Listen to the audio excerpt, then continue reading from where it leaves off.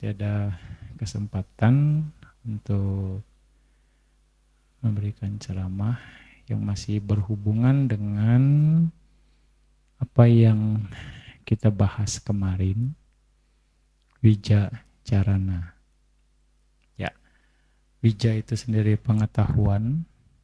Ya, pengetahuan itu berhubungan dengan panya, ya, dengan nyana, ya, nyana, panya, dan juga nyana di sini wipasana nyana, berhubungan juga dengan panyanya itu lokia panya dan lokutara panya. Ya, juga panyanya itu akan berhubungan juga dengan sangkata datu dan asangkata datu. Ya, itu bagian dari wija. Dan salah satu potensi atau kualitas atau mau dibilang apa, bagian dari wija itu sendiri atau panya adalah mengerti hukum kama. Kama sakata nyana. Nah, ini dasar dari panya selain jana panya dan juga wipasana nyana. Nah, wija ini penting kita perkuat agar menyeimbangi carana. Jadi antara wija dan carana ini harus seimbang, harus sama-sama kuat bagi mereka yang ingin mencapai tingkatan-tingkatan spiritual yang lebih tinggi lagi. Ya, kira-kira seperti itu. Carana, ya Anda sudah tahu, Anda berdana, jaga sila, melakukan kebajikan. Itu bagian dari carana. Anda bermeditasi, bawana sampai tingkatan jana, itu cara Anda menambah bibit carana. Ya, tapi carana saja tidak cukup, tapi juga wija juga perlu ditambah powernya, potensinya.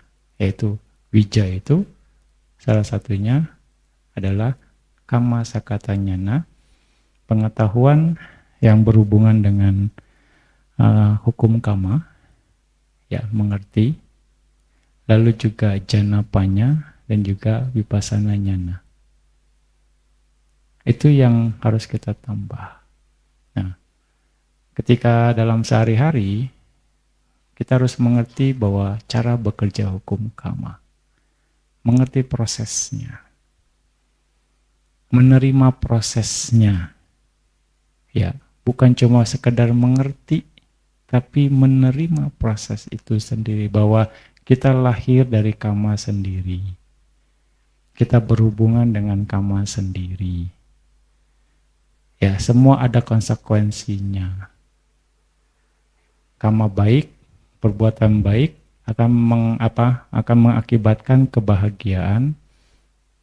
Kama buruk, ya, atau ketidakbajikan akan mengakibatkan penderitaan. Itu konsekuensinya. Ketika kita menyadari ini dengan baik, itu adalah bagian dari pengertian benar. Ya, di situ mengajarkan kita untuk tidak komplain kepada siapapun. Kalau kita mengerti hukum kama, kita akan terima. Kita tidak akan menyalahkan siapapun. Kita hanya bagaimana mencari solusi terbaik untuk mengatasi masalah tersebut, kalaupun ada masalah. Gitu. Di sini yang sehingga batin kita akan tetap tenang. Kondisi apapun, tidak bergejolak. Oke, saya terima, saya perbaiki. Saya terima, saya rubah. Saya terima, saya akan terus dengan tenang melakukannya. Ya, itu. Pengertian itu perlu kita apply dalam praktek.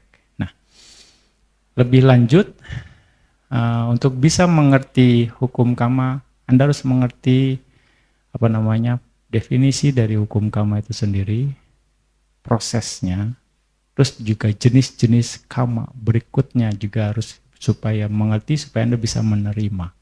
Oh, seperti ini loh. Cara bekerja hukum kama itu seperti ini, penjelasannya seperti ini. Kira-kira begitu. Supaya Anda punya pemahaman yang lebih jelas. Oh, maksudnya begini. Terima. Kita bisa nerima karena kita ngerti. Pada umumnya gitu. Kita nggak bisa nerima karena kita belum mengerti atau belum mau mengerti. Ya, beda kan. Belum mengerti dan belum mau mengerti itu dua hal yang berbeda. Belum mengerti, kita harus terima informasi. Kalau belum mau mengerti, berarti kita belum bisa menerima informasi itu dengan baik. Ya. Ya. Nah, Bante angkat di sini hukum kama, proses sebab akibat. Jadi cakupan kama itu kusala kama, perbuatan baik atau perbuatan bajik, akusala kama, perbuatan tidak baik ataupun tidak bajik, dan winaya kama, tindakan disipliner atau ini untuk para biku, aturan, disiplin, tindakan disiplin. Jadi kama mencakup kusala kama, perbuatan baik atau bajik, akusala kama, perbuatan tidak baik atau tidak bajik, dan winaya kama. Jadi istilah kama ini banyak.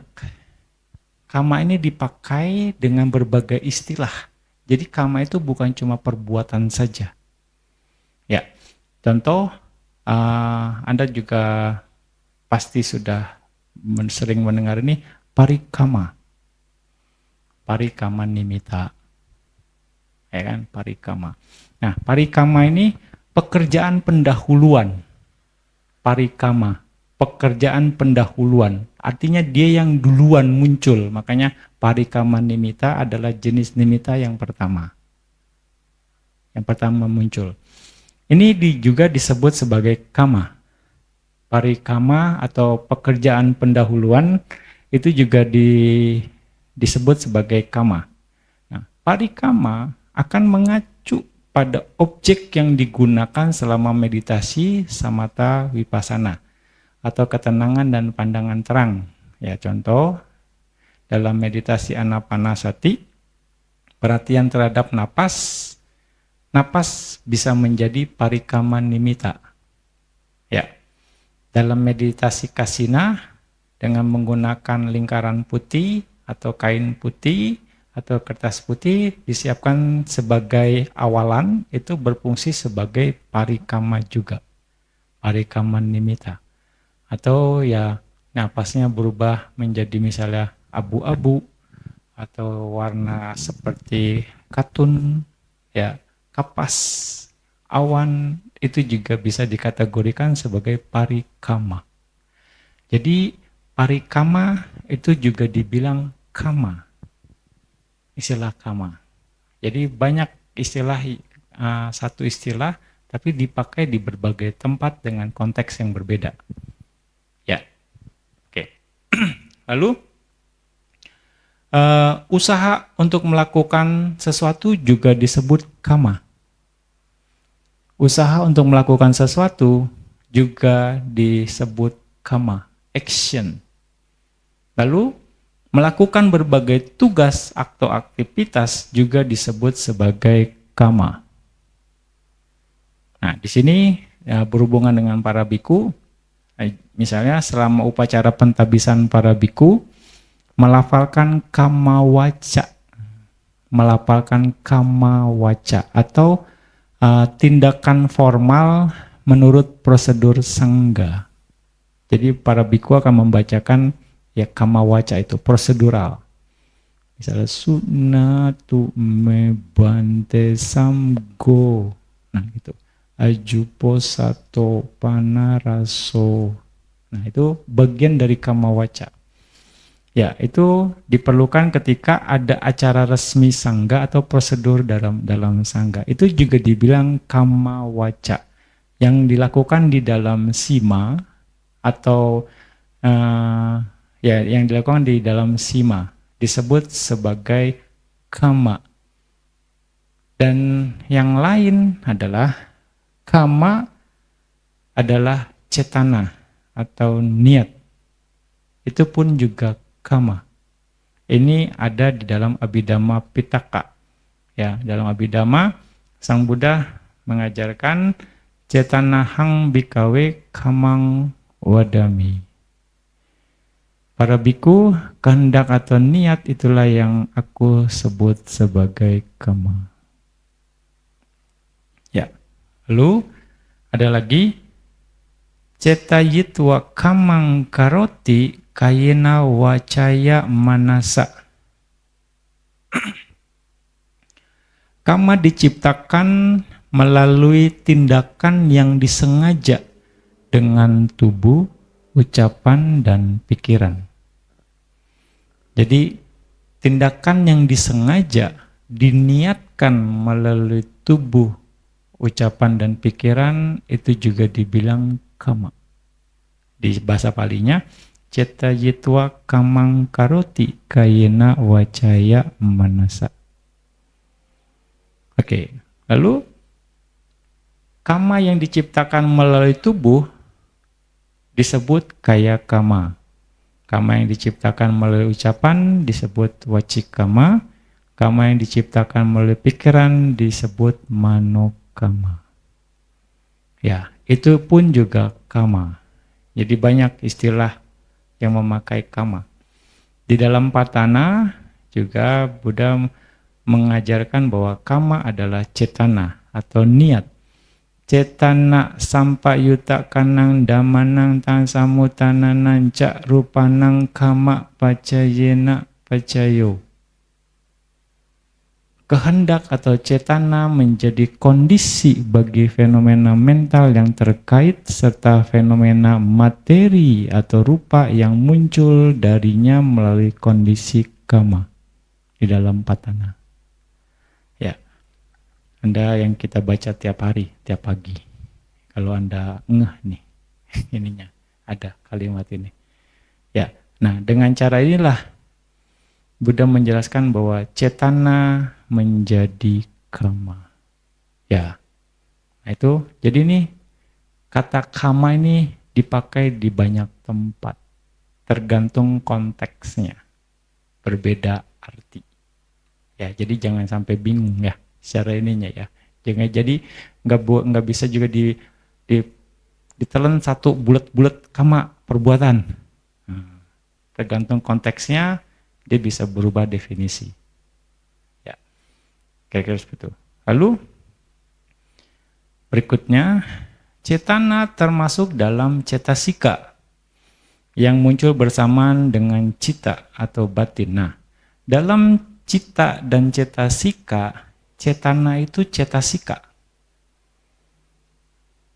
Cita satu, cetasika selebihnya. Ya. Misalnya 34 cita dan cetasika. Citanya 1, 32, 33-nya cetasika. Salah satu cetasikanya adalah cetana. Faktor-faktor batinnya salah satunya adalah cetana. Nah, cetana berperan sebagai pemimpin. Ia bekerja sendiri dan juga memimpin cita dan cetasika yang menyertainya agar berfungsi bersama-sama untuk menciptakan kama. Ya, dengan kata lain, cetana memainkan peran paling penting dalam menciptakan kama. Nah, artinya di sini memimpin cita dan cetasika yang menyertainya. Kalau misalnya berbuat baik, cita dan cetasikanya 34. Misalnya kama baik melalui pikiran, ucapan, ataupun badan jasmani, cetasikanya 34.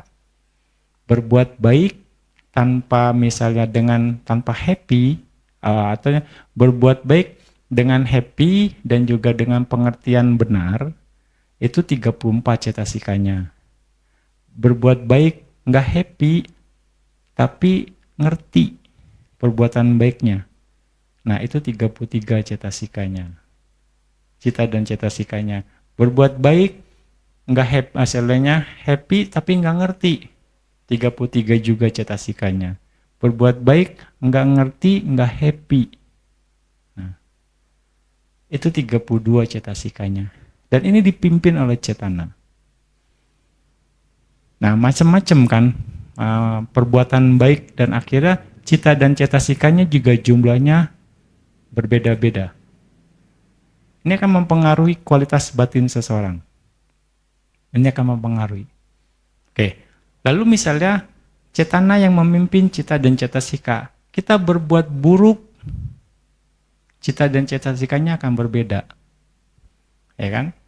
Kita misalnya marah sama orang, berarti dosa mula cita yang bermain di sana, ada cita, ada cetananya di sana. Berapa cetasikanya? Bisa 18 cita dan cetasikanya. Loba mula cita muncul, berapa cetasikanya? Mungkin bisa 20 atau 22, macam-macam. Secara ininya. Nah, itu banyak faktor. Banyak hasilnya, muatan atau isi dari batin ini beragam. Dan cetana ini sebagai pemimpinnya. Mau baik, mau buruk, ya. Misalnya, baik juga ada 4 kategori tadi. Ya kan? Nyana sampayuta, ya kan? Misalnya, somanasa wedana, nyana sampayuta. Itu 34. Nah, itu bahasa palingnya. Yang tadi berarti cuma pakai bahasa gampangnya. Anda happy ngerjain perbuatan baik, Anda ngerti perbuatan baik yang Anda lakukan, 2 faktor ini dengan nyana dengan piti 34. Dan tanpa nyana dengan piti 33. Dengan nyana tanpa piti 33, tanpa nyana dengan piti 33 juga. Tanpa nyana dengan piti 32. Di situ cita dan cetasikanya berbeda. Anda melakukan misalnya kama buruk, dosa mula cita, berapa cetasikanya berbeda. Loba mula cita, cetasikanya juga berbeda, cita dan cetasikanya. Moha mula cita juga berbeda, muatannya. Itu dipimpin oleh cetana. Makanya dikatakan di sini, ya, cetasika. Dengan kata lain, cetana memainkan peran penting dalam menciptakan kama. Cetana memimpin cita dan cetasika yang menyertainya agar berfungsi bersama-sama untuk menciptakan kama. Ya. Terima ya. Banyak istilah. Gak apa-apa. Kira-kira gitu. Mudah-mudahan bisa terima. Bante berusaha menyederhanakan ininya, kalimatnya. Gitu. Oke, nah. Analoginya.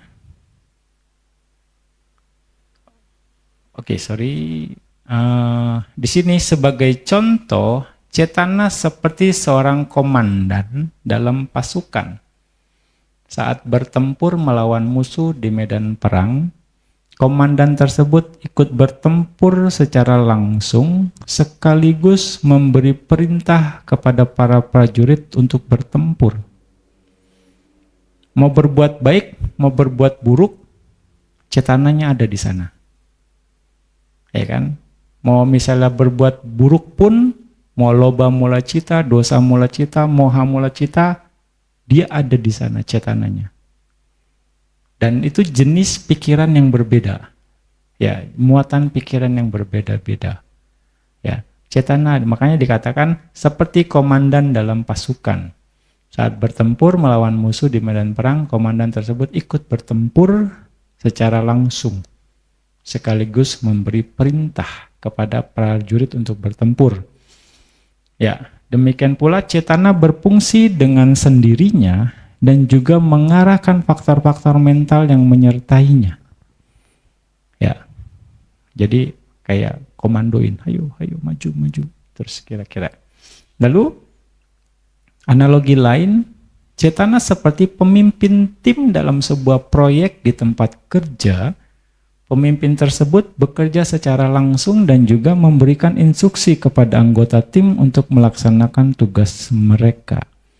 Dengan cara yang sama, cetana memimpin cita dan cetasika yang terkait untuk bekerja sama secara harmonis guna menghasilkan kama. Ya, demikianlah yang Buddha ajarkan bahwa cetana adalah kama itu sendiri. Ya, cetana adalah kama itu sendiri. Cetanahang bikawe kamang wadami. Yang saya bilang kama adalah cetana para biku. Ya, jadi muatan cetananya itu. Oke.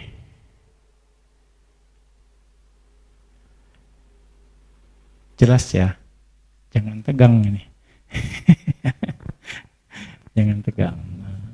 Oke, lalu selain definisi yang tadi, menurut komentar Abhidhamma, kama juga dibagi menjadi 2 jenis. Dari jenisnya gitu, ada yang 2 jenis, ada yang 3 jenis, ada yang 4. Nah ini dalam komentar Abhidhamma ada 2 jenis, yaitu saka kama dan no saka kama. Saka kama ini kama sendiri, ya kama sendiri, dan no saka kama ini kama orang lain. Dibilang seperti itu. Nah, saka kama akan mengacu pada kusala kama atau perbuatan bajik yang mendukung dan meningkatkan kualitas baik yang telah dimiliki oleh diri sendiri. Sebagai contoh, hasil dari 10 jenis sucarita atau perbuatan baik yang telah dipraktekkan akan semakin diperkuat dan disempurnakan. Kalau Anda terus lakukan lagi 10 kebajikan, Anda terus lakukan lagi, ini akan memperkuat. Contoh yang gampang juga, kita terlahir sebagai manusia karena kama baik. Ya kan? Anda harus yakin ini. Ya, ini dalam Paticcasamuppada akan Anda bisa tembus ini. Bahwa kita terlahir sebagai manusia karena kama baik. Janaka kama kita kama baik. Kusala kama yang dihasilkan. Ya. Kita berbuat baik sepanjang kita ada di dalam kehidupan ini, itu akan memperkuat janaka kama kita dan juga upatambaka kama kita. Itu akan menjadi kama pendorong kondisi baik yang sudah ada. Itu maksudnya yang dibilang saka kama. Ya. Jadi ketika kita melakukan perbuatan baik, justru itu akan mensupport janaka kama kita dan upatambaka kama kita yang menghasilkan kehidupan kita yang sekarang. Mendukung, menambah powernya dengan kekuatan kama yang dihasilkan, kama baik yang dihasilkan itu sendiri barunya. Ya, seperti itu. Makanya Buddha katakan banyak berbuat baik. Maksudnya untuk mendukung kekuatan kama baik yang sudah kita punya saat ini. Menambah kekuatannya. Nah, lalu yang nosaka kama mengacu pada akusala kama atau perbuatan tidak bajik yang menghancurkan atau mengurangi kualitas baik yang telah dimiliki oleh diri sendiri. Nah, justru kalau kita berbuat buruk, berbuat tidak baik, justru itu akan menekan kondisi baik yang kita punya sebenarnya. Itu bisa jadi kama penekan kekuatan kama baik kita. Nah ini, kita harus sadari ini. kita potensi karma baiknya ada. Kalau kita berbuat baik, justru akan nambah kekuatannya. Tapi kalau kita bikin karma buruk, justru perbuatan buruk itu menekan karma baik kita yang kita punya sekarang, kekuatannya, janaka karma dan upatambaka karmanya. Makanya Buddha katakan jangan berbuat jahat. Maksudnya itu. Sabba papasa akaranang kusala upasampada. Ya, itu maknanya. Nah, perbuatan kan melalui tiga saluran. Ya kan? Pikiran, ucapan, dan juga tindakan jasmani. Sama. Kalau kita berbuat baik melalui pikiran, ucapan, dan perbuatan, justru kita akan memperkuat karma baik kita sendiri saat ini. Kalau kita berbuat buruk melalui pikiran, ucapan, dan perbuatan, justru kita menekan karma baik yang kita punya saat ini. Jadi karma penekan. Makanya ada karma penghasil, janaka karma, ada karma pendorong, upatambaka karma, ada karma yang menekan, upapilaka karma, ada karma pemotong, upagataka karma. Nah, kalau kita berbuat baik nih, saat ini itu akan menjadi upatambaka karma. Karma yang mendorong kekuatan karma baik itu sendiri yang kita punya. Kalau kita berbuat buruk, berbuat aku salah, melalui pikiran atau ucapan ataupun badan jasmani, itu menjadi upapilaka karma. Apa upapilaka karmanya? Yang menekan kekuatan karma buruk, karma baik itu sendiri. Ya, salah contohnya, tadinya mungkin kita mau dapat 10 hasilnya. Tapi karena kita bikin karma buruk, hasil yang kita dapat jadi 7. Atau mungkin 6, berkurang. Karena kondisi buruk yang kita ciptakan. Baik disengaja ataupun tidak disengaja, disadari atau tidak disadari. Itu yang akhirnya menekan. Ya enggak? Makanya di Dhammapada kan ada, dikatakan seperti itu. Seseorang yang berbuat baik, walaupun perbuatan baik itu belum berbuah, tapi ketidakberuntungan sudah menjauh. Ya kan? Seorang yang berbuat jahat, walaupun hasil dan akibat dari perbuatan jahat itu belum berbuah, tapi keberuntungan sudah menjauh. Ini maknanya. Ya, jadi saka kama dan no saka kama. Nah, kayaknya kita harus maintain. Inilah makna Buddha katakan banyak berbuat baik, jangan berbuat jahat. Gitu. Nah, ini pemahaman ini bisa terima nih ya. Makanya balik lagi, sebenarnya kita sendiri yang ngarahin kita mau kemana kan. Nah itu. Semakin kita paham, kita akan ngerti, oh sepakat sama Buddha. Kenapa Buddha bilang sabba papasa akaranang kusala upasampada. Kita misalnya malas, kita misalnya nggak happy, kita misalnya iri hati, kita misalnya ada hal-hal yang berhubungan dengan keserakahan, itu justru akan menekan karma baik kita. Jadi sombong misalnya, ya kan? Keras kepala atau yang lain-lain itu kan bisa dibilang karma buruk semua. Justru menekan karma kita, karma baik yang kita punya. Kira-kira gitu. Tapi kalau kita melakukan kebajikan yang lain melalui pikiran, ya penuh cinta kasih, penuh metta, penuh karuna, mudita cita, ya kan? Terus juga bersabar, ada kesabarannya, terus ya bisanya banyak hal positif yang lain. Justru itu akan memperkuat karma baik kita yang kita sudah punya. Gitu. Nah, powernya. Kira-kira begitu ya. Nah, ini adalah penjelasan dari Sakakama dan Nosakakama itu sendiri. Oke, jadi bantu ulang. Sakakama mengacu pada kusala kama, perbuatan bajik yang mendukung dan meningkatkan kualitas baik yang telah dimiliki oleh diri sendiri. Sebagai contoh, hasil dari 10 jenis sucarita atau perilaku baik yang telah dipraktekkan akan semakin diperkuat dan disempurnakan.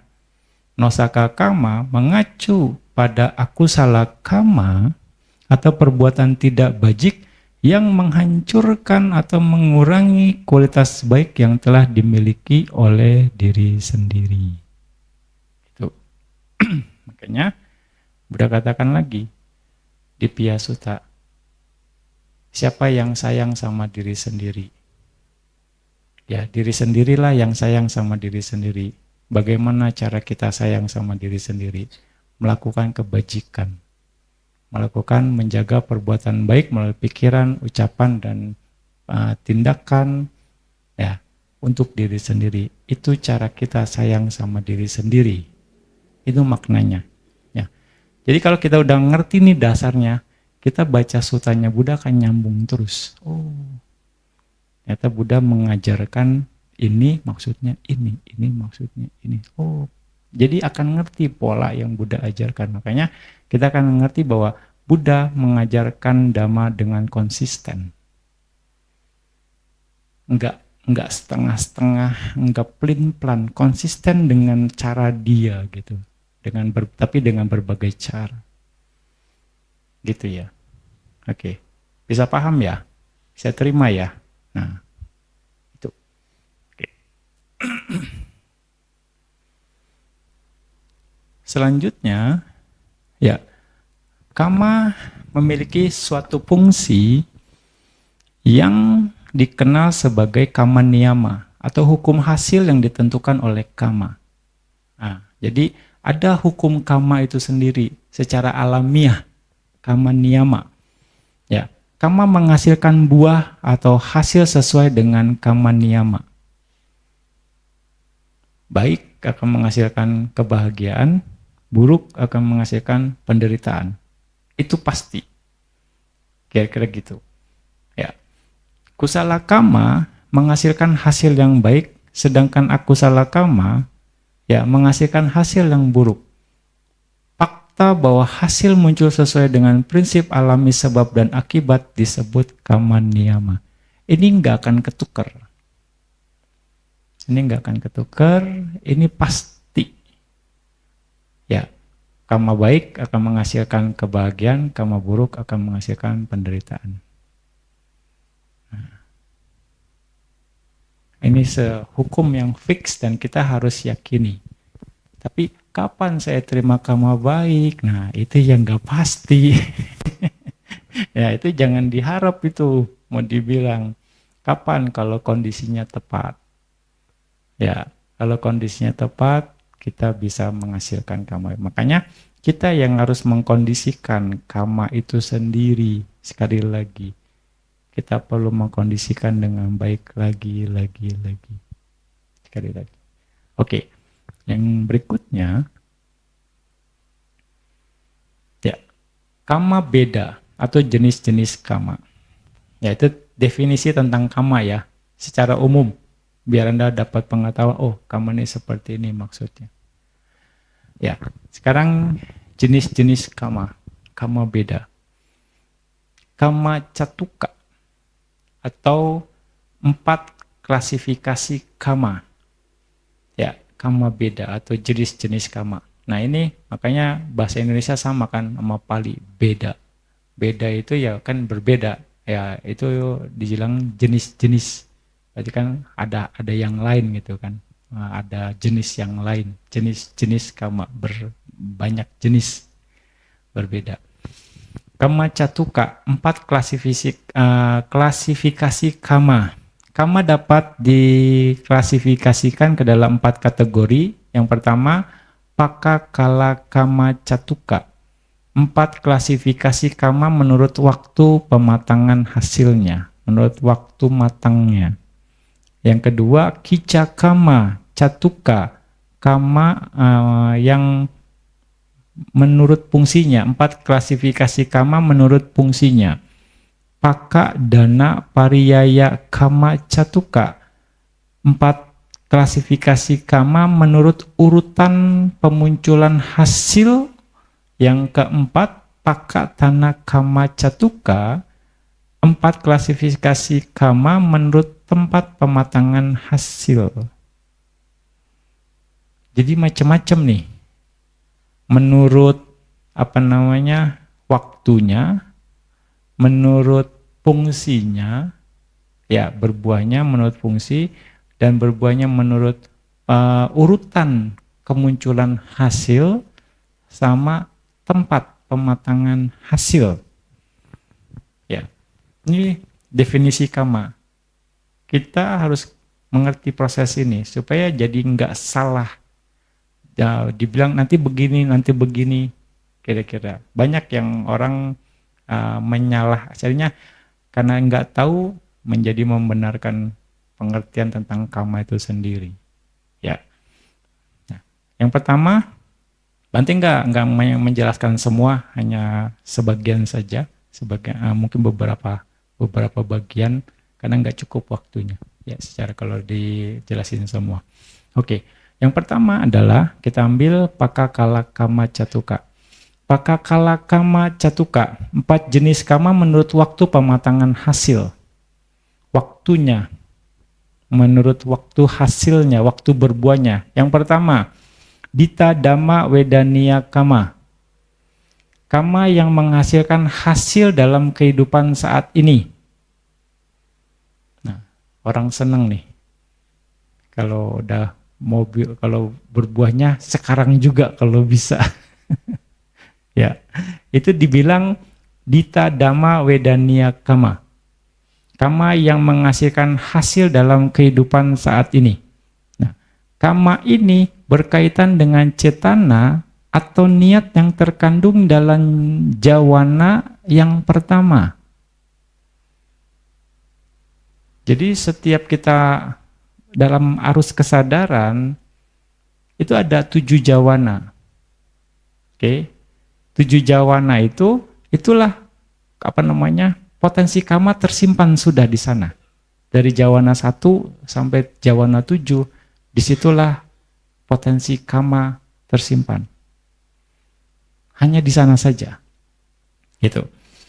Lalu yang kedua, upapaja wedaniya kama. Oke, yang dita dhamma wedaniya kama ini yang pertama, jawana pertama. Oke.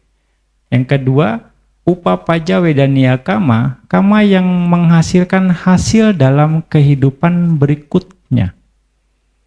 Satu kehidupan berikutnya.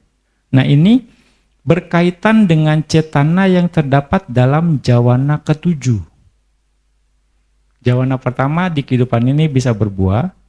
Jawana ke-7 itu satu kehidupan berikutnya berbuah. Ini kalau berdasarkan waktu pematangan hasilnya, waktu berbuahnya. Ya, misalnya nih, Anda meditasi sekarang nih di Ekamago, kan menghasilkan kama, ya kan, dan tersimpan di jawana ke-7. Ya, di 7 jawana itu tersimpan. Misalnya menjelang kematian, objeknya adalah Anda meditasi di Ekamago Arama. Oke. Satu kehidupan berikutnya kemungkinan bisa jadi manusia. Karena mengingat kama baik yang dilakukan. Diambil yang di jawana ke-7. Gitu. Tapi kalau yang diambilnya Anda melekat sama tempat ini, di jawana ke-7-nya bisa jadi peta. Ya, kalau melekat misalnya gitu kan. Ini kan masing-masing beda kan kualitas kamanya kan. Jawana ke-7-nya diambil, satu kehidupan berikutnya bisa jadi peta. Nah, itu masing-masing ya berbeda. Nah, itu. Di sini yang harus Anda pahami. Jadi ngambil di jawana ke-7-nya ya berbuah. Lalu apara paria wedania kama. Kama yang menghasilkan hasil dalam salah satu kehidupan setelahnya sehingga tercapainya nibbana terakhir. Nah, kama ini berkaitan dengan cetana yang terkandung dalam jawana kedua sampai keenam. Nah, jadi jawana kedua sampai keenam ini baru berbuah 2 kehidupan berikutnya dan sampai seterusnya dari sekarang. Jadi kalau misalnya kita bikin kama baik di kehidupan sekarang, terus kama itu ada di jawana 2 sampai ke 6, ini baru berbuahnya baru di 2 kehidupan berikutnya. Oke, kalau kama baik yang kita perbuat, kama baik yang kita hasilkan sekarang ini, ya kalau dia berbuah mungkin saja dari 2 kehidupan sebelumnya kita rasakan sekarang. Bisa saja. Minimal gitu kan. Nah, itu kan atau dari kehidupan-kehidupan berikut sebelum-sebelumnya gitu.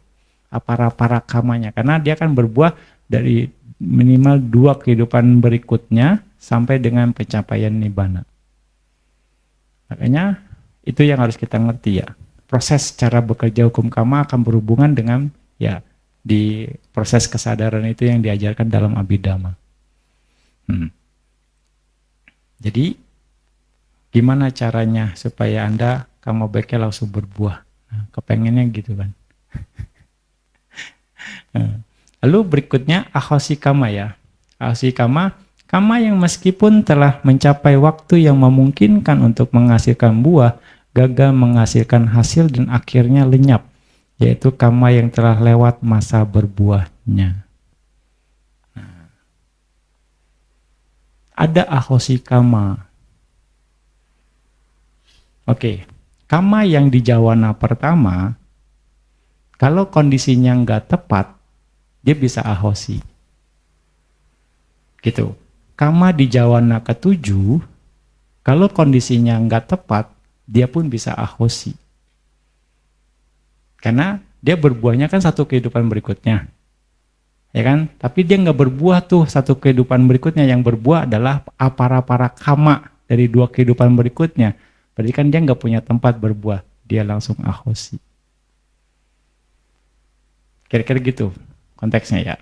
Nah, kama di jawana pertama yang nggak berbuah di kehidupan sekarang, dia pun langsung ahosi. Karena kalau nggak ada kondisi yang tepat untuk muncul. Jadi jangan berpikir kama saya jangan habis ya. Nggak bisa dihindari. Akan ada kondisi yang tepat untuk ya kama itu tidak berbuah juga sehingga menghabiskan energi kama itu sendiri. Kira-kira gitu ya. Bisa paham ya? Nah, makanya cara kerja kama ini kompleks sebenarnya. Kita nggak bisa pastikan ini pasti nih gara-gara ini nih. Aduh, jangan deh. Nanti kita bisa salah prediksi. Bisa semuanya, makanya cara kerja kama ini acintea, unpredictable, susah untuk diprediksi. Kita hanya mungkin bisa mulai mengerti prosesnya saja ya, supaya kita dapat pemahaman. Oh begini loh, ini kemungkinannya begini, ini kemungkinannya seperti ini. Oke, penjelasannya Dita Dhamma Wedania Kama ini adalah kama yang menghasilkan hasil dalam kehidupan sekarang. Ya, nah, yang di jawana pertama nih, ketika 4 kondisi yang akan dijelaskan kemudian terpenuhi, dikatakan bahwa kama ini matang dan menghasilkan buah dalam waktu 7 hari sejak kama tersebut dilakukan. Maksimal 7 hari. Ya, matangnya. Dan namun kama ini tidak memiliki kekuatan untuk menghasilkan hasil secara mandiri. Dia perlu dukungan kondisi yang lain untuk bisa mengetang yang kama dari jawana pertama ini. Seperti itu. Sebagaimana dijelaskan dalam komentar-komentar seperti terdapat dalam Majjhima Nikaya, kama ini dijelaskan sebagai berikut. Ya. Satasu citesu kusalawa akusalawa patama jawana cetana dita dhamma wedania kamang nama hoti. Di antara 7 cita atau keadaan batin yang baik atau tidak bajik, cetana atau niat yang terkandung dalam jawana pertama disebut dita dhamma wedania kama, yaitu kama yang menghasilkan buah dalam kehidupan ini. Ya, tadi udah Bante jelaskan secara ini di jawana ini sendiri. Nah, di sini ada proses apa namanya, proses batin atau witi cita. Ya, yang harus juga, ya memang ini teknisnya ya. Tapi ini nggak dihindari, akan kita bahas. Jadi untuk bisa ini memahami kondisi kama dita dhamma wedania kama ini, kita harus mengerti proses batin itu sendiri yang terjadi ketika cita itu muncul. Kira-kira seperti itu. Ya, jadi dalam proses batin, contohnya dalam cakku dwarawiti atau kesadaran dengan mata, urutan proses batin yang terjadi adalah yang pertama pancadwara wajana, cakku winyana, sampaticana, santirana, watapana, jawana, tadaramana. Kurang lebih urutannya seperti ini.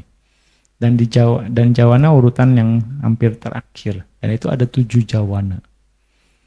Ya.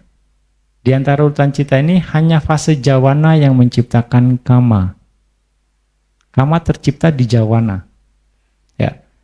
Dalam satu witi cita, kama diciptakan selama 7 jawana yang berurutan. Dengan kata lain, dalam satu witi cita, kama dihasilkan sebanyak 7 kali dalam satu. Tapi proses kesadaran itu miliaran. Mau dibilang enggak miliaran, lebih dari itu. Jentikan jari begini, ini miliaran momen. Berarti miliaran momen kesadaran. Berarti ada miliaran 7 jawana, kira-kira, dalam satu jentikan jari begini saja. Jadi banyak sekali kama yang kita hasilkan sesungguhnya. Bertumpuk-tumpuk gitu. Ya kan? Makanya ya oke lah, berbahagialah Anda yang berbuat baik. Bersedihlah Anda yang berbuat buruk. Karena kamanya itu loh, mau dibilang. Ya enggak? Nah. Oke.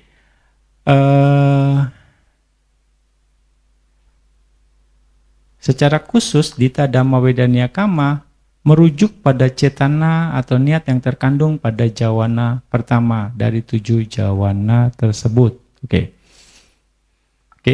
Karena kama ini atau yang pertama, jawana pertama ini paling awal, maka tidak memiliki kekuatan yang besar. Ya, ia tidak memiliki apa yang disebut sebagai asewana sati atau kekuatan penguatan kebiasaan sebagaimana dijelaskan dalam Patana. Oke. Asewana sati fungsinya penguatan yang memperkuat daya kesadaran. Karena dita dhamma wedania kama ini adalah kama yang muncul pertama kali, ia tidak didukung oleh kama-kama setelahnya. Dan karena itu dibandingkan dengan jawana kedua, ketiga dan keempat, kekuatan kama ini lebih lemah. Dan karena dia tidak memiliki kekuatan, dia tidak menghasilkan patisandi. Ya, dia tidak menghasilkan patisandi. Jadi yang menghasilkan jadi patisandi itu yang kedua sampai ke-7 yang jadi patisandi. Oke. Atau patisandi itu adalah kesadaran penghubungan kelahiran kembali. Meskipun tidak cukup kuat untuk menghasilkan patisandi, tapi kama ini dikenal sebagai pawati atau kama yang menghasilkan buah dalam kehidupan saat ini kalau kondisinya tepat. Nah, pawati mengacu pada periode kelangsungan hidup dalam kehidupan sekarang ini. Dengan demikian, dita dhamma wedania kama ini memiliki kemampuan untuk membuahkan hasil dalam kehidupan sekarang ini. Namun, karena dia berasal dari jawana pertama, maka harus terpenuhi syarat-syaratnya. Nah, untuk berbuahnya, pengen tahu kan syaratnya gimana? Semoga terkondisi nih. Nah, nanti Anda apapun yang Anda kepengen bisa terwujud. Ada contoh case-nya gitu, ada contoh kasusnya. Yang pertama, ada 4 syarat yang harus terpenuhi. Yang pertama, watu sampada, kesempurnaan objek. Objeknya harus makhluk yang mulia. Ya. Yang penuh kebajikan luhur seperti seorang anagami atau tidak kembali, arahat atau Buddha, arahat, Buddha atau paceka Buddha sendiri. Jadi makhluknya, penerimanya harus yang berkualitas. Dengan kata lain, penerimanya adalah orang-orang suci dan sangat bermoral. Ya, agar Dita Dhamma Wedania ini, Dita Dhamma Wedania Kama ini berbuah. Yang pertama, jadi watu sampada atau kesempurnaan objek. Minimal anagami atau arahat. Ya. Lalu yang kedua, pacaya sampada, kesempurnaan kondisi pendukung. Sebagai contoh, ketika melakukan perbuatan dana, barang yang dipersembahkan harus diperoleh melalui cara yang sah dan jujur, serta harus murni dan tidak tercemar. Bukan karena pelanggaran sila, ya kan? Bukan karena mica ajiwa, murni, gitu. Ya, seperti para yogi di sini. Ya, para yogi, Anda murni, dapat makannya. Ini Anda sudah sama ajiwa. Ya, karena Anda dapat makan bukan karena nipu, bukan karena pelanggaran sila, tapi karena latihan meditasi. Karena berlatih. Nah, ini contoh dari mica ajiwa. Sama ajiwa. Gitu. Ya. Walaupun ya Anda kan enggak berbisnis mau dibilang dalam 10 hari ini, ya kan? Tapi dapat makan. Dapat tempat tinggal. Itu sama ajiwa. Mata pencarian benar. Anda masih bisa bertahan saat ini karena pemberian orang, murni. Karena ketulusan orang yang support, gitu. Kira-kira. Ya. Itu dibilang sama ajiwa. Jadi itu pun, ya, kalau Anda misalnya ketemu nih, anagami atau arahat baru keluar, nah salah satunya terpenuhi. Ya kan, cuma ya nggak tahu bisa dibilang kan di mana itu tempatnya masalahnya. Itu dibilang pacaya sampada, kondisi kesempurnaan pendukung. Oke, yang ketiga cetana sampada, kesempurnaan niat. Nah, sebagai contoh ketika memberikan suatu persembahan, si pemberi harus memiliki keyakinan dan niat yang kuat dan teguh. Cetana atau niat yang kuat ini harus hadir dalam 3 tahap tindakan, yaitu puba cetana, niat sebelum melakukan, munca cetana, niat pada saat melakukan, apara cetana, niat setelah melakukan. Nah, sebelum, pada saat, dan setelah berdana 3 masa ini harus kuat cetananya. Ya makanya rajin berdana, latihan dulu dah. Nanti begitu ketemu arahat atau anagami yang baru keluar dari Nirodha Samapatti, kita udah siap. Setidaknya. Ya kan? Nah itu. Perkuat di sini. Puba cetananya, munca cetananya, sama para cetananya. Nah. Siapapun latih saja. Ya kita kan nggak tahu. Ya kan? Siapa yang punya kualitas gitu. Siapa tahu hoki banget gitu. Ya kan? Begitu kita dana, pas dia baru keluar dari Nirodha Samapatti. Nah, tapi kita udah mempersiapkan itu. Ya, dari cetana. Cetana itu, cetana sampada. Oke, yang keempat, guna tireka sampada, kesempurnaan jasa kebajikan yang luar biasa. Nah, sebagai contoh, ketika mempersembahkan satu pemberian, penerimanya haruslah makhluk mulia yang memiliki kebajikan tinggi, dan pemberian tersebut sebaiknya diberikan pada saat batin penerima berada dalam kondisi paling murni, yakni tepat setelah seorang anagami atau tidak kembali, arahat atau Buddha atau Pacika Buddha baru keluar dari nirodha samapatti atau pencapaian penghentian.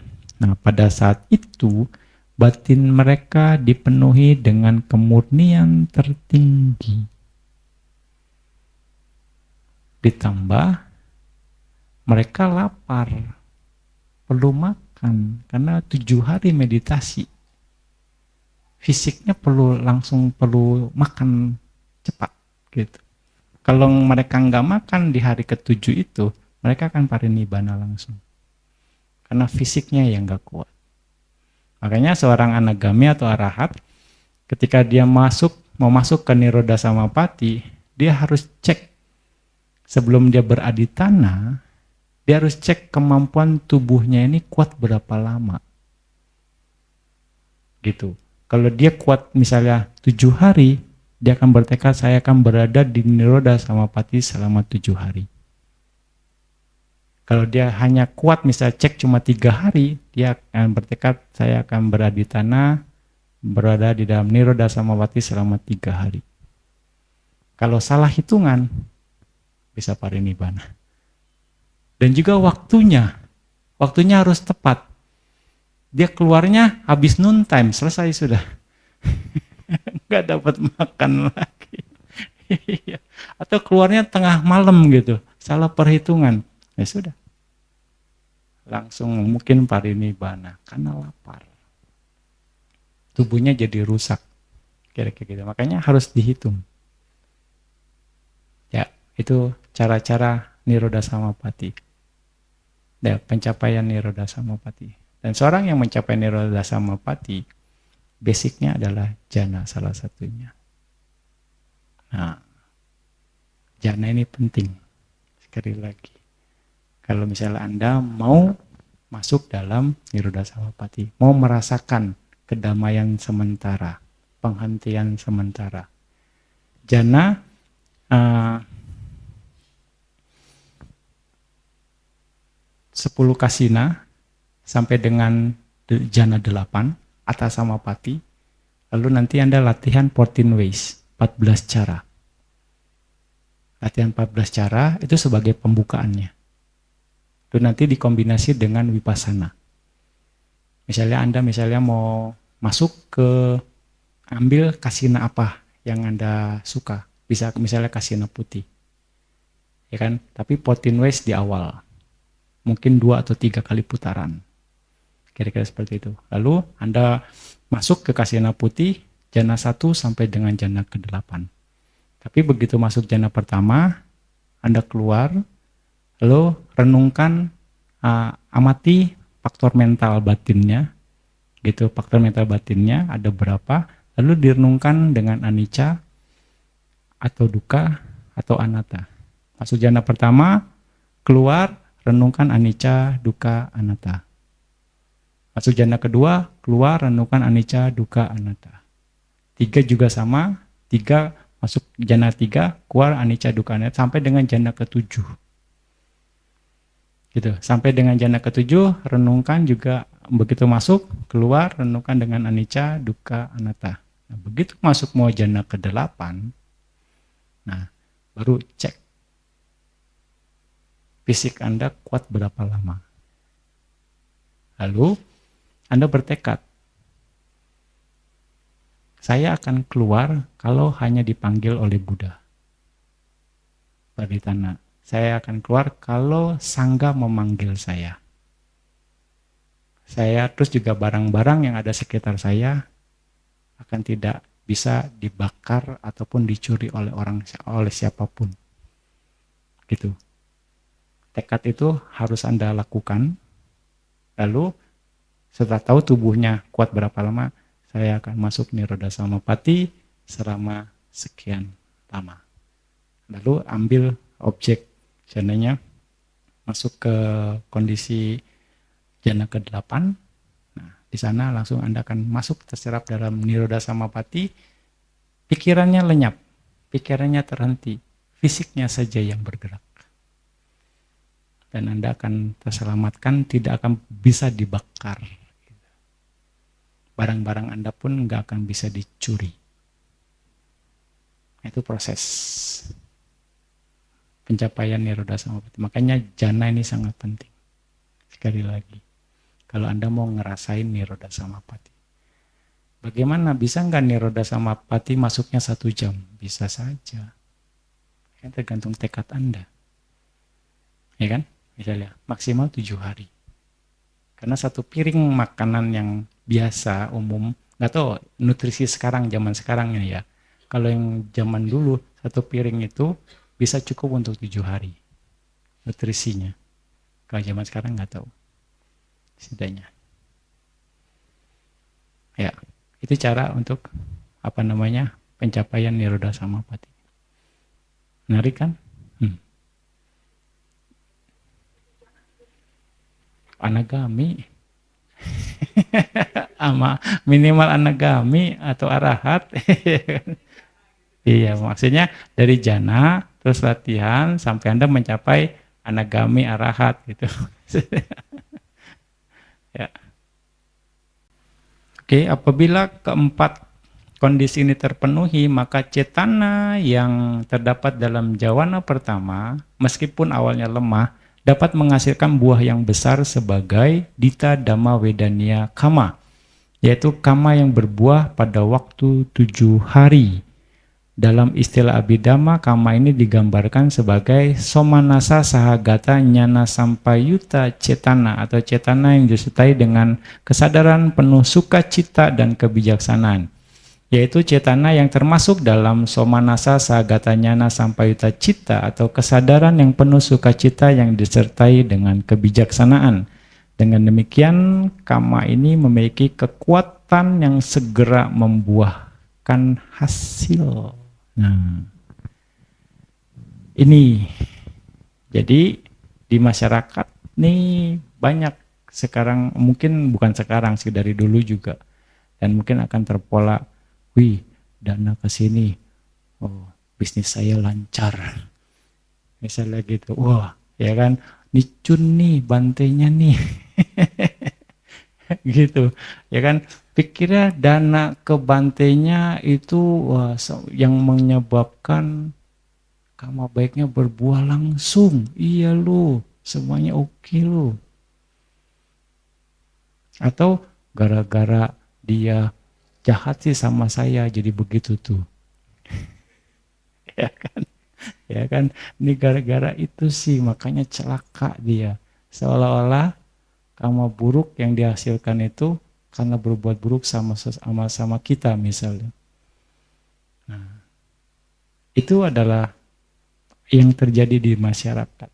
Nah, itu bukan seperti itu prosesnya. Ya kan? Jawana pertama ini yang bisa berbuah di kehidupan sekarang dengan berbagai syarat. Nah, kalau yang terjadi itu umumnya kama baik itu hanya mengkondisikan kondisi baik yang lain mendekat dan menjadi kuat. Bukan faktor itu yang menentukan, tapi dia hanya mengkondisikan kondisi baik yang lain untuk mendekat. Jadi bukan karena kama itu ya, kira-kira gitu. Nah, ini harus, pelurusan pandangan ini harus bisa jelas. Pemahamannya harus jelas. Jadi bukan karena Anda melakukan kama baik langsung berbuah, karena kama ini nih berbuahnya nih. Tidak bisa dipastikan. Tapi kondisi baik itu mengkondisikan kondisi baik yang lain untuk terkondisi. Yaitu yang kemarin Bante bilang, satu kondisi akan mengkondisikan kondisi-kondisi yang lain untuk terkondisi. Ya, ketika satu kondisi baik terkondisi, maka akan mengkondisikan kondisi-kondisi yang baik yang lain untuk terkondisi. Nah, ya, jelas ya. Jadi jangan bilang Anda sakti banget, atau jangan bilang bantainya cun gitu. Bantainya mantap nih, sakti nih, powerful. Bukan karena kama itu, tapi hanya mengkondisikan saja. bukan kama itu satu-satunya. Ya, hanya mengkondisikan kondisi baik. Oke, sepakat nih ya. Oke, biar jadi lurus pandangannya di 7 kama. Kira-kira gitu. Ya, ya, supaya jelas bahwa termasuk yang dita dhamma wedaniya kama itu adalah yang pasti berbuah di kehidupan ini, tapi dengan syarat-syarat ini. Tapi kalaupun ada yang lain yang kebetulan sama, hanya terkondisi dari satu kondisi yang mengkondisikan kondisi yang lain untuk terkondisi. Ya, oke. Nah, contoh yang dari case ini adalah kisah dari pemuda punya, namanya Puna. Nah, ini kisah tentang kama baik yang diambil dari kitab komentar Majjhima Nikaya, di mana ada seorang yang bernama Puna. Dia adalah seorang yang miskin. Satu hari, ya di pagi hari, Bante Sariputta memasuki Nirodha Samapatti, pencapaian penghentiannya, dan segera keluar dari kondisi itu. Beliau menggunakan kebijaksanaannya untuk merenung. Siapa yang pantas menerima danaku hari ini? Siapa yang bisa memberi? Artinya di sini rata-rata biku atau yang memang bisa masuk Nirodha Samapatti itu akan masuknya dari pagi hari. Supaya pas hari ke-7 pagi juga gitu. Supaya bisa langsung pindah patah. Gitu. Biasanya. Enggak mungkin malam hari. Ya, pagi hari. Lalu setelah hari ke-7, dia akan melihat siapa yang pantas untuk menerima. Siapa yang bisa berdana hari ini. Nah, Arahat dan Buddha yang mampu memasuki Nirodha Samapatti sering melakukan perenungan seperti ini dengan kebijaksanaan mereka. Nah, menurut Pausiado, para Buddha dan Paceka Buddha juga bertindak serupa. Mereka menelusuri dunia dengan kebijaksanaan mereka untuk menemukan orang miskin namun layak, yakni mereka yang sedang menderita namun memiliki keyakinan yang kuat yang pantas menjadi penerima kasih sayang mereka. Nah, pada saat kebajikan dan kemurnian batin mereka berada pada puncaknya setelah keluar dari Nirodha Samapatti, mereka menjalani pindapata atau pengumpulan derma makanan demi menolong individu-individu tersebut dengan belas kasih yang agung.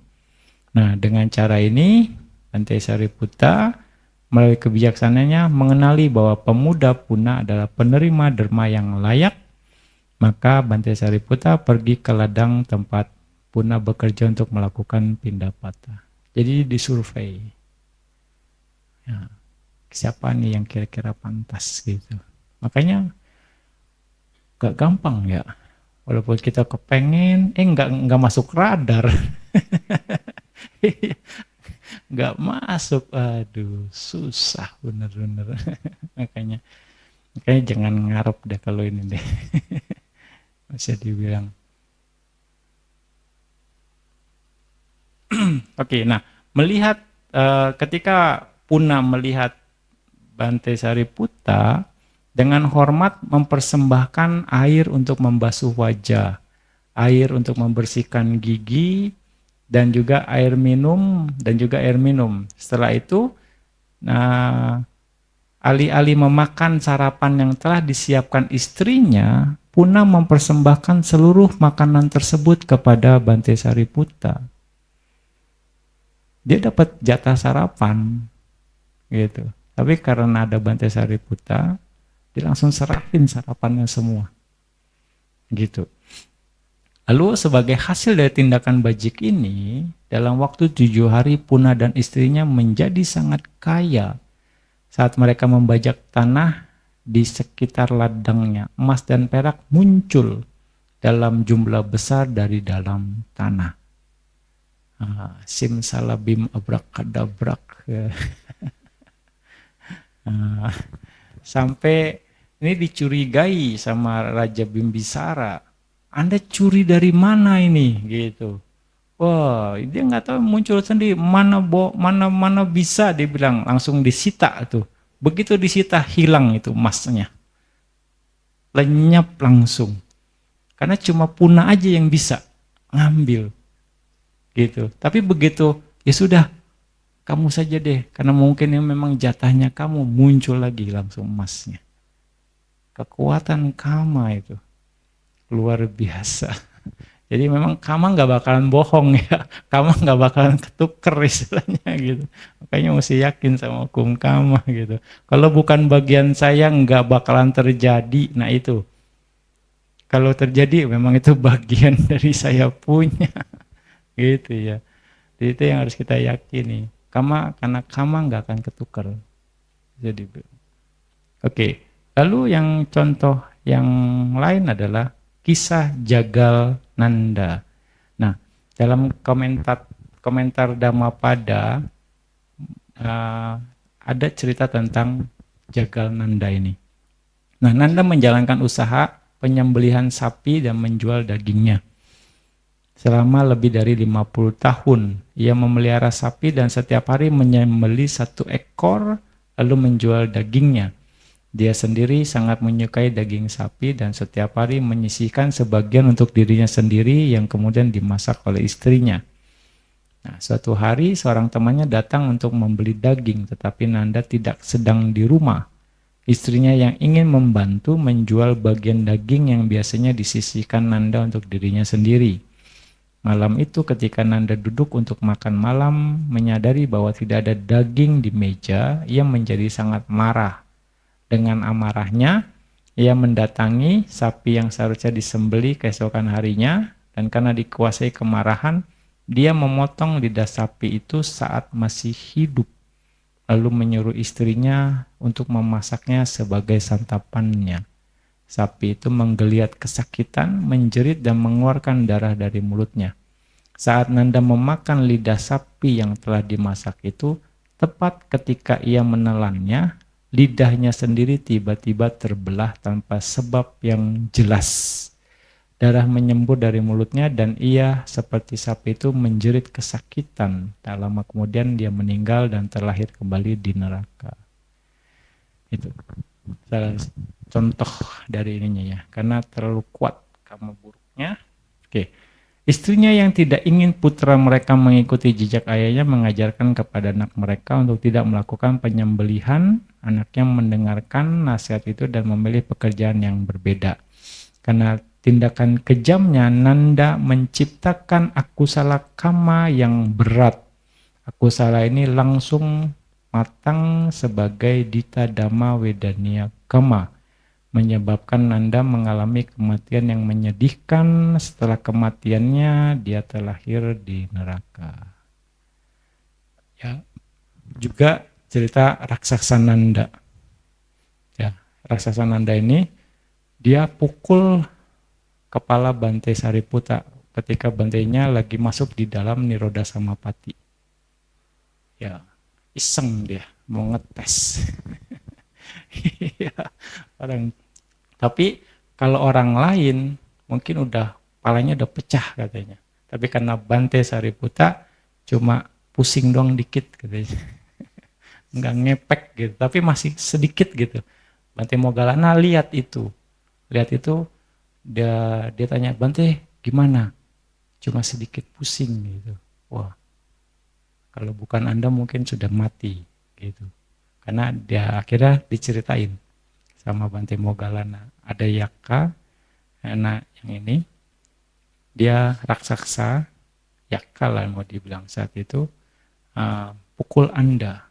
Tapi akibatnya raksasa ini langsung masuk ke neraka Awici, mau dibilang. Raksasa Nanda akibat dari perbuatan tidak baik ini langsung mati dan terlahir di neraka. Karma buruknya besar. Langsung kontan dibayar gitu. Ya, berbuah. Nah.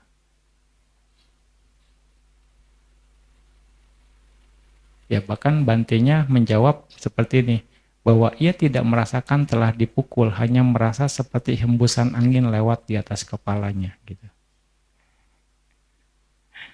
Ya. Oke, lalu oke. Itu penjelasan tentang dita Dhamma Vedaniya Kama.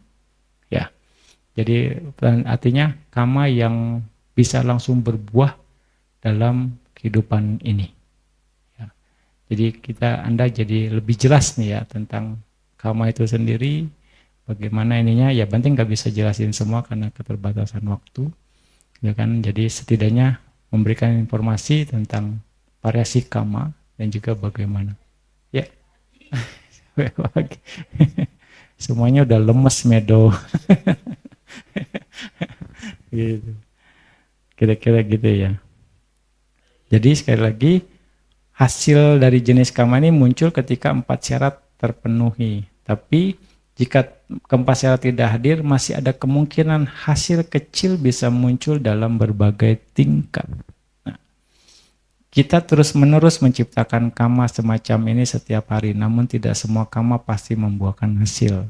Alasannya bisa karena tidak terpenuhnya syarat-syarat atau karena pengaruh kama yang berlawanan yang mencegah hasil itu muncul. Dengan kata lain, jika itu kama baik, kusala, maka gangguan dari kama buruk atau akusala bisa menghambat buahnya. Dan sebaliknya, demikian dan juga sebaliknya. Nah, dengan demikian, ia bisa berakhir sebagai ahosi kama. Makanya, ketika kita kondisinya tidak menyenangkan, satu cara banyak berbuat baik. Itu yang tepat.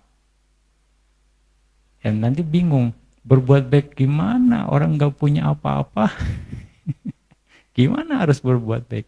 Emang berbuat baik harus pakai apa-apa juga, ya kan? Nah, Anda bisa baca parita, Anda bisa meditasi, Anda bisa tolong orang, misalnya dengan ya bersih-bersih wihara, ya kan? Itu kan pakai tenaga, bisa kan? Ya udah, volunteer service di wihara, sapuin tuh wihara, seminggu Anda bersihin wihara misalnya. Nah, mau dibilang seperti itu, Anda cuci dosa, orang istilah umumnya gitu kan, nambahin kama baik. Nah, itu kan bisa, ya kan? Ketika memang kondisinya tidak, hasilnya tidak menyenangkan, itu bisa dilakukan. Ya, makanya ketika kita memang kondisinya tidak ini, kita bisa tambah kama baik sebanyak-banyaknya. Tapi sebelum kondisi tidak menyenangkan itu muncul, kita harus sudah antisipasi dengan perbuatan baik itu sendiri. Makanya Buddha katakan, banyak berbuat baik, jangan berbuat jahat. Sekali lagi. Nah, karena ya itu yang tadi Bante nosaka kama. Ya, kita terlahir sebagai manusia karena berbuatnya kama baik. Jaga potensi itu. Dengan apa? Banyak berbuat baik. Kalau kita melakukan perbuatan tidak baik atau aku salah kama, justru itu akan membebani potensi kama kita. Kira-kira gitu. Ya, karena tadi jelas bahwa pengaruh kama yang berlawanan yang mencegah hasil itu muncul. Ya, makanya semangat berbuat baik.